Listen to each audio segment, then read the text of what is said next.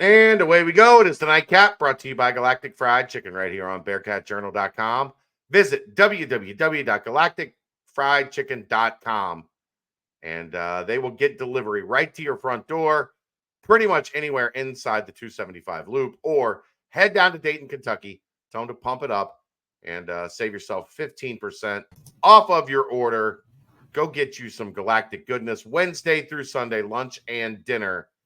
It is out of this world.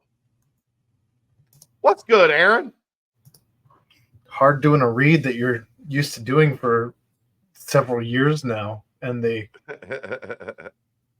changed the the read. So I guess the app, like there was some stuff with the delivery and what I don't know. I just go to the website and you can do everything from the website that you're able to do from the app. But www.galacticfriedchicken.com. That'll get you taken care of. All right. It was talking about talking yesterday. Mm-hmm. Yesterday was a long day. I'm tired today. Yesterday was a long day. Press conferences in the late morning, early afternoon. Basketball game last night. We did not get a chance to get to talking about talking yesterday. So let's get to some talking today. And Aaron, you got notes? Take it away. I do. Started off with Coach Satterfield. It's nice to hear him not have to roll out the doldrums after another loss. He sounds like he's got a new energy behind him, and I think that's a good thing. But yeah, agree. He started the day off 17 transfers, 27 total new guys in the house. All of the freshmen are not in yet, but about half are here, and then half will be here in the summer. 10 so far. Great energy. Everybody who has come in has just gotten to work. And then he just started rattling off about players. Just didn't really miss a beat. Sorsby moves well. He's already changed his body. He's already lost some weight. Nico's apparently putting these kids through a rigorous training this offseason. He mentioned. Hey, guess what? You go 4-8. You get your ass kicked in January and February. I'm here for it. Those are the rules. I'm totally okay that they're kicking these kids' asses. Yeah. Good with it. Derek Canteen is a leader. We got to see some of that showcased later on. Jared Bartlett, maturity. Again, got to see some of that showcased later on. Kai Stokes, coach said he has one of the lowest body fats he's ever seen. But he said he's long, rangy, and has a huge upside. Looking forward to seeing that in action in the spring. He called him a beanpole and then caught himself real quick. He called him something like that indicated he was skinny. And then he caught himself. Well, like, he's not skinny. He just doesn't have any fat. Like, he just doesn't have, like, he's all muscle. Just couldn't say enough about the attitude and the character of this locker room as it currently exists.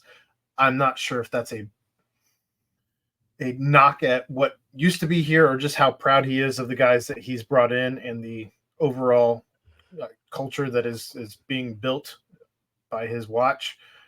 But in either case, did mention that he is taking last year and trying to learn from it, making sure that the new guys know that this can't happen again. And it doesn't sound like the majority of that talk is coming from the coaches. It seems that it's largely coming from the leadership group that's been installed by this coaching staff, by this team, as voted upon by their peers. I think that the shift from last year already that we're seeing from the outside is very apparent, very obvious. And I think that what's going on in the locker room has to be exciting for the guys who stuck around. Yeah. I mean, I asked the first question. It was something that I needed an answer to. And that is, we have seen throughout the content that is coming out. Look, when you have a bad season, you either handle it one of two ways, Aaron. You either run from it and you just kind of we're going to be fine. Like, we'll get back on track. Everything's going to be okay. Or you own it. Everything that has come out from UC is owning it. The message has been, and I think this is, if you're a fan, this is refreshing. Now, it's not going to matter in September.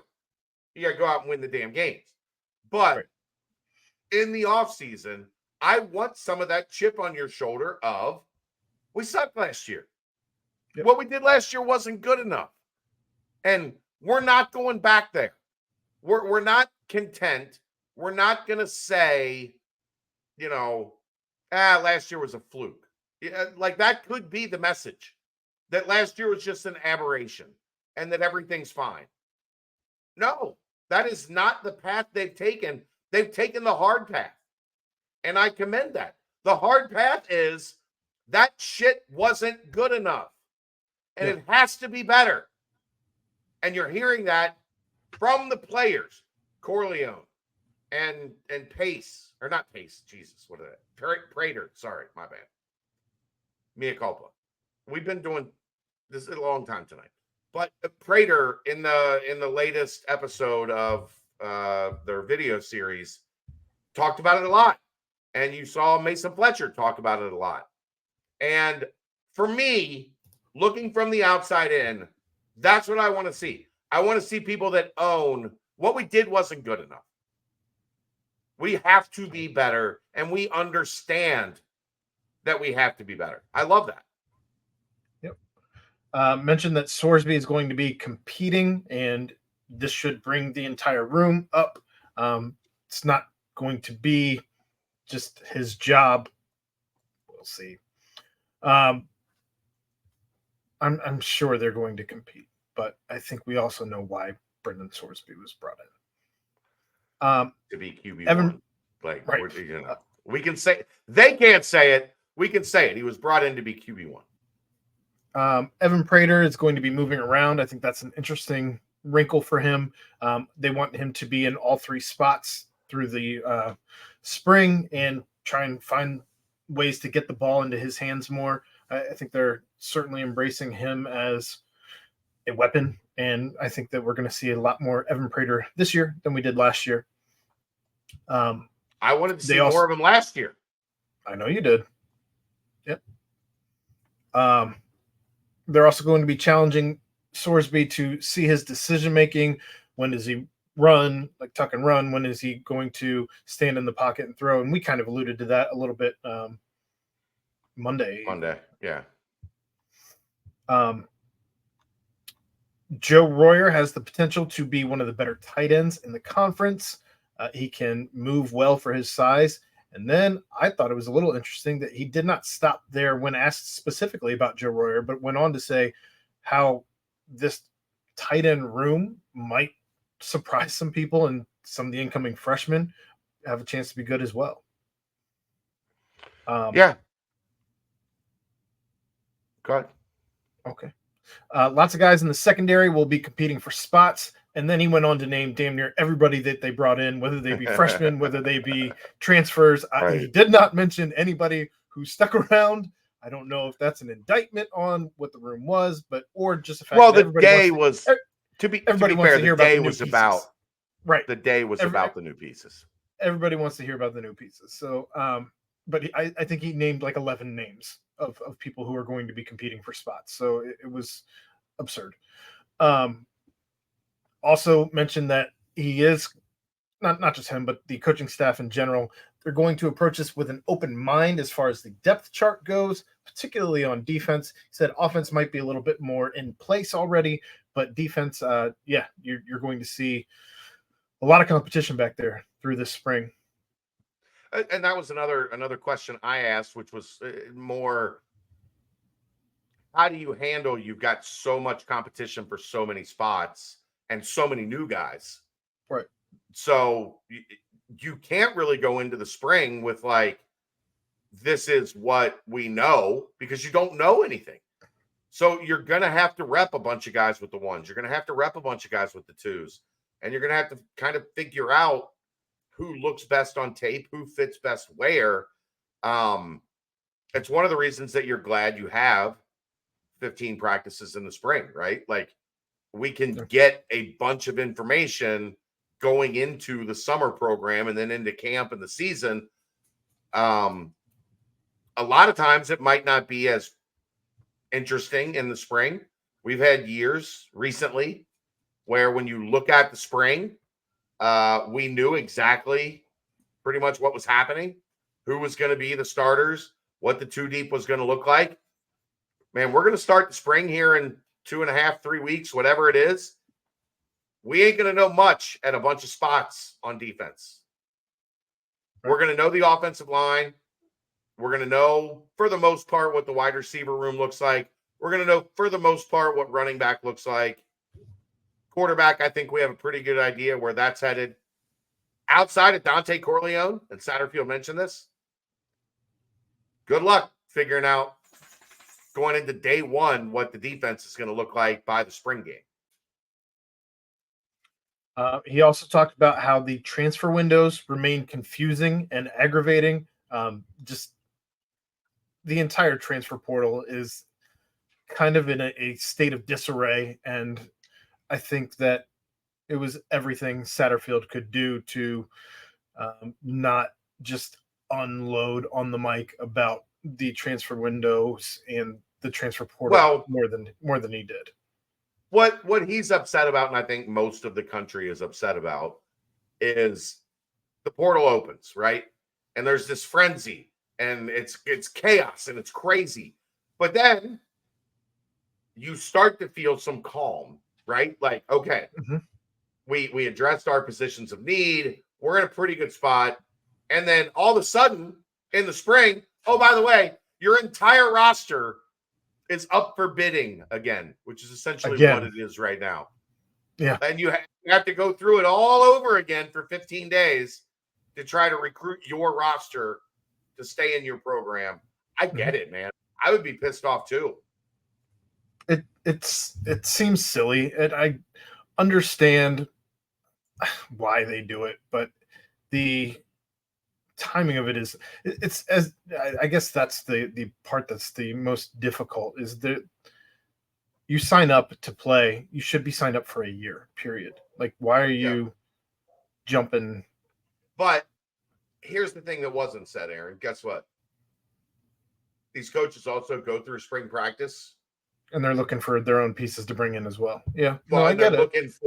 They're looking for at the end of spring practice. You're not gonna work out here, right? Well, like the only way you create space is to clear space. We didn't get this filled the first round, and now you're not going to be starting. We've seen that you're not going to be starting. Come on over. Right. But again, how do you make room for that? Dog world. Yeah. How do you make room for that? You tell somebody they got to go.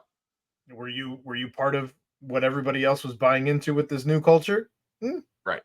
Or did you have a bad spring and you're not part of our plans and we're ready to upgrade? Yep. And then the last thing he talked about was, I think he was asked specifically about Jack Dingle, but essentially just mentioned that the entire linebacker room. Keegan asked him about Jack Dingle. Keegan loves Jack Dingle. I think John Thompson is probably the linebacker I'm looking forward to seeing grow under Vite. But you guys know you've gotten there. I've been a big Jonathan Thompson guy from the first snaps I saw him at Higher Ground his true freshman year when it was like. Yeah, I mean, I was talking to the kid when he was going through the commitment stuff. So he's a kid that I've been familiar with a long time as well. But yeah, essentially all the linebackers should be better for having been under Coach Vite. Talk about how, just there should be growth by everybody, not just by Jack Dingle. Keegan. Then they moved on to Jordan Bishel. Not a lot said here, unless you're kind of really a baseball head. The couple things I took away, though, season starts on Friday. Lots of excitement there. Not a ton of proven pitching production at this time, but they have done some things in their past, maybe more so in high school. But they're hoping that some of those things translate quickly. Looking at 13 or 14 guys that are going to be rotating in a 9-man lineup, went on to describe that entire thing. If you wanted to, it's not a long presser by him. I think it's only 10 minutes if you wanted to get the names and who's going to be playing in what positions there. Did mention that the Big 12 hoops, watching Coach Wes and the basketball team, is giving him cold sweats, as there are 10 to 12 teams currently looking to get into the College World Series from this conference alone. But said he wanted to, his style of play is going to be fast, aggressive, and what that means can kind of change based on the situation. It's not necessarily always going to mean hitting for the wall, not always going to mean stealing the extra base, or it's just going to kind of depend. But it sounds like he also knows where and when to use this without trying to bog down a presser and get into the weeds of when I'm going to be fast and when I'm going to be aggressive, etc. But did say against Jacksonville, he wanted to essentially see that this team is doing the things that they have been practicing all spring and getting to play their style of ball. And then also spoke about how, and he told George and I the same thing when we had him on, just how focused recruiting locally is going to be, not just to get a crowd in front of these kids, but also just there's a plethora of talent here in this area. And if you're not recruiting well at home, you're probably not going to be recruiting well. Right. I like Jordan Bishop. I've been impressed. I agree. He's very well spoken and seems like he's got a pretty good idea of where he wants his team to be. He just also seems to say it without saying it, that this team is not where he wants it to be, anywhere near where he wants it to be. Right. Kai Stokes, it's Jared Bartlett and Derek Canteen here. These kids were super impressive. They are. I agree. I can't say enough good things about the way that they talked. Their just general demeanor, their maturity in front of the microphone. Like none of them are. Well, I guess Bartlett, he's a senior, I believe. But Stokes is young. He's a sophomore, I think. Canteen's old. Canteen was at two. Okay. He's at his third stop. Here's the thing for me. Sitting in front of it's one thing to, like, you're on a phone call or you're like one-on-one with a reporter. Sitting up at a table, there's five TV cameras and 15 members of the media. That is not an easy environment for guys for the first time in a new place. New guys, right. For the first, we don't we talked to some of them on the phone. There's been, maybe text conversations back and forth, but like ultimately they don't know us from Adam. They've never been in a press conference with us.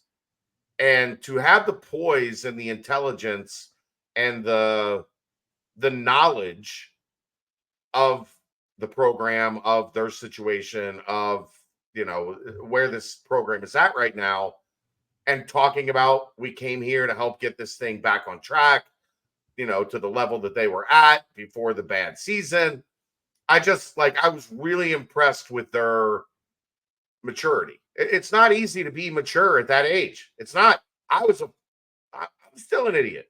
I'm not mature right now, and I'm 46. All 5 of those guys, though, came from big programs. It's not as if they had come from some smaller schools or D2 schools or anything like that. I mean, you got Ohio State, West Virginia, VTech, Indiana. Like, all of these are they're big programs with large media followings, so they're not unfamiliar to the lights and glitz and glamour of. But I'm talking about, like, sitting in front of a room of people you don't know. Sure. Well, I mean, at Ohio State, I can't imagine you may know a handful of people. Yeah, but you see them, you're around them, they cover you in recruiting. Like, you at least have a knowledge of some comfortability with the people you're talking to. Talking to a room full of people you've never met and don't know, and they're asking you questions. Yeah, is not fun. That's not something a lot of people excel at. And I thought all 3 of those guys, plus Sorsby and Royer, did a really good job of it. Well, in this particular one, Stokes, Bartlett, and Cantina, they all did talk about how they want to rebuild this team to former glory, as you kind of alluded to. They talked about how they are excited about the healthy competition. They all have the same goals as everybody else in the room, and it sounds like they're kind of having this. I'm sorry, I'm boring you. This Oh no, I'm one, tired. I'm one, tired. one body, one mind kind of culture here. Kai Stokes talked about how the change of scenery, a fresh start, is what led him here. Um, also talked about how Coach Veit is always inviting guys to watch film all the time, and I think he's been here for what, a week, and he's already just all the time. Come on up, watch film. Let's go. I mean, when he came on with us last week, he was in his office at 8:00 at night. Watching film. I don't recall which player said it, but they said it was the hardest offseason they've ever had with Coach Nico. I want to say it was it Bartlett? In any case. No, I don't remember. Whatever. But they were also talking about how they are establishing deep connections already with Coach Nico, and that's just a tribute to who he is and what he's developing in the weight room. They talked about how Dante Corleone is a good leader. He's squatting 5 plates and surprised the hell out of just how strong he is. And how Jack, Zach, and Cass, they made impressions the first time that they dealt with all these guys, and getting to deal with them again, just they stood out. These are guys that made a lasting impression when they recruited them the first go round. So, and then wrapping up with Sorsby and Royer here. Joe Royer's grown a lot since Elder. Brendan Sorsby grew a lot because of Indiana. Brendan Sorsby said he wants to win. He feels good. He's ready to work and compete for the quarterback job. For Joe, it was an easy transition to come home, be in front of family. He was already familiar with Satterfield and Nico. Sorsby said he connected best with the coaches here, which is why he chose Cincinnati. He's also not afraid to lower his shoulder to fire guys up when he is scrambling. I'm sure there's a certain part of the fan base that's going to be excited about that. I'm terrified. Joe Royer said that Luke Kandra was one of the very first calls he got when he entered the portal. No surprise there, elder boys. Again, when they talk about the offseason, it's been tough. And from what they understand, night and day different from what it was last year, which it was Nico's first room last year, and I'm sure he learned plenty. We'll certainly have to talk about what some of those differences are when we have him back on again, but just how gritty and tough it sounds like they're already making it for everybody. Gotta love that. And then Sorsby said he was a late bloomer as a quarterback. If you didn't already know or had not heard this story, I was new to this story. But because of COVID, he injured his throwing hand. He only played 6 games. I think started 6 games as a senior in high school. Your phrasing there was he did not injure his throwing hand because of COVID. No, he was. You said because of COVID, he injured his throwing hand. I know there were 2 separate. I just want to make sure that people know. There was a comma there. Right. I just want to make sure that people know COVID did not have anything Injure to do his with hand. the injury to his throwing hand. No, it was hard to get scouts out to see anybody when you were a senior that year. I know. So because of COVID, he wasn't in front of a whole lot of eyes. He didn't get an offer until senior night of his senior year. Only played 6 games. That was because of COVID and also because of the injury. And he also played baseball, and that has worked really well for a guy who just won a Super Bowl for the 3rd time, with arm angles, strengthening the arm, and all of that. So, yeah, I thought he was impressive. He didn't look like I expected him to look. I don't think it's fair to put him next to Joe Royer and expect him to look big. It wasn't that I don't know. It's weird. I guess I'm used to quarterbacks being a little bit more angly, like a little longer, where he's a little more I'm sure he looks taller when he's not next to Joe Royer. Yeah, I mean he's only, well, I mean Joe's Royer's hair changes the everything about him is perception large. of things. Yeah. I don't know. Just the body type is a little different than maybe I was expecting from Sorsby. He's a little thicker, a little broader, like in the shoulders.